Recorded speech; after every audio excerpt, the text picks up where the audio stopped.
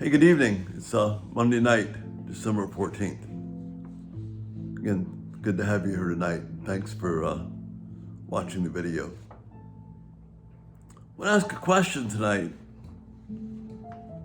keeping with this theme of understanding what's important about Christmas.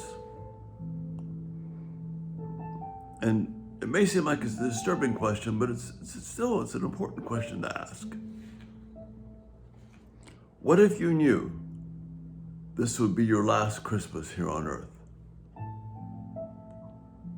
Well, obviously we don't have knowledge of the future, but just ask yourself that question. Because it's a question that God wants us to ask.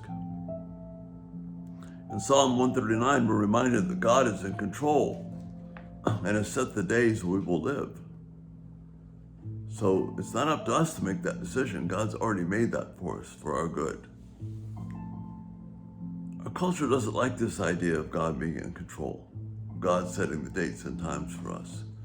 So we wind up celebrating the celebration rather than the beauty of what is all about Christmas.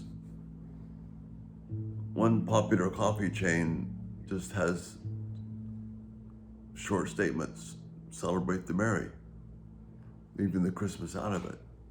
Because we think if we can focus on the celebration and the merry and the happiness, we need to worry about the reason why we have Christmas. But that's not what God says. And in Luke 12, there's a question that's asked that's very relevant for us. So a man who's done very well for himself, apparently by legitimate hard work, he became rich. So he said to himself when he's accumulated all of his stuff, "You have many goods stored up for yourself many years to come. Relax, eat, drink, enjoy yourself." He did what this culture wants him to do. He made it. He can cruise. But God said to him, "You fool." Remember, in the Bible, a fool is a person who lives as if there is no God. It's not somebody who's an idiot, in one term. Someone who lives as if there is no God. This very night, your soul is demanded of you. And so, as for all that you have prepared, who will own it now? In other words, he's been making all these plans about his stuff. And just an angel of God comes to him and says, "Who's going to get it now?" And then he says, "Such is the one who stores up treasure for himself and is not rich in relation to God." And that's the question we're asking tonight about Christmas and the gifts that you would give. And regarding this last Christmas, do your gifts reflect that you're rich towards yourself or rich towards God?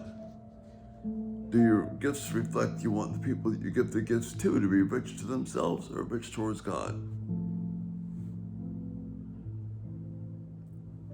See, this knowledge that this could be your last Christmas now would influence the type of gifts you give. And so you would be not so much worried about did you get the best deal and how many you could buy, but are these gifts that are going to last, that are going to help the people you give them to remember what's really important in life. So it's good to think about gifts that we can touch, see, taste, smell, enjoy. That's great. Wrap them up. But realize that there's a significance to life that is more than possessions and presents. See, we want to give gifts that will last, that will never wear out. See, if this is your last Christmas, it would be a wonderful gift to your family and to live as though it's your last Christmas. We don't know that it is. None of us know that. For the vast majority of you, it won't be your last Christmas. But then we don't know. But if we lived as if it were, gave gifts as if it were, valued each other as if it were, what a precious gift. Something that reflects eternity in a beautiful way. Let you say to others, you really are important.